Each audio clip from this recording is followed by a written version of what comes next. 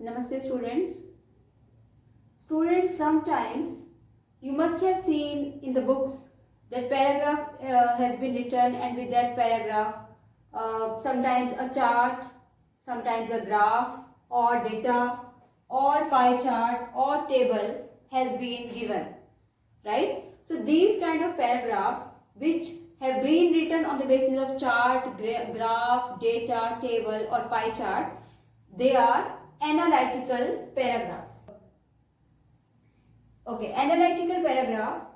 In analytical paragraph, we only describe the facts, right? We only cover the information provided in the form of chart, graph, data, table, pie chart, etc. In analytical paragraph, we never include our personal experience, our personal opinions, our personal observations, our personal conclusions, right? We stick to the facts in the analytical paragraph. Analytical paragraph also you will write in 3 to 4 or 5 paragraphs, depends upon the word limits. First paragraph will be introduction. You will explain the topic in 2 to 3 lines, depends upon the word limits. First paragraph will be introduction. You will explain the topic in 2 to 3 lines. Not in your, there are also facts. You have to write about facts. Then introduction, you can start with the following phrases. If it is a chart, you can say the chart given describes. If it is a line graph, you can write the line graph shows. If it is data given, you can write the data given provides information about.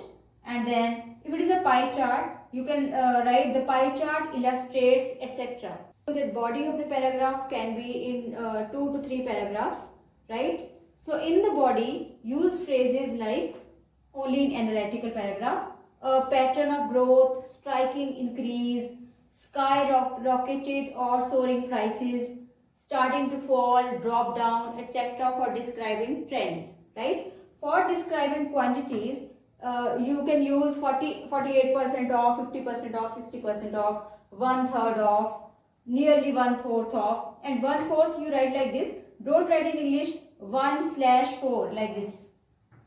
Avoid maximum words you should use. Avoid digits. Only where necessary you can use digits. Then almost 80% on average, approximately, etc. And your last paragraph will be conclusion. You will conclude the paragraph. You will give the overall view or summary of the paragraph, right? And then here you can use words like in short, overall, in all, in the nutshell, etc. Now, I'll also tell you how to organize information, right? You have to look for large differences given in the chart or data or table. Then also mention smallest or largest aspect in the data given, right? Do not forget to mention similar aspects also. Then aspects which remain unchanged or constant throughout. Now if the chart or data or table is about two parties, so you have to refer to both the parties. Suppose men and women. Like some ratio is given about men, or some information is given about men and some information is given about women. So you have to refer to both. Do not miss any.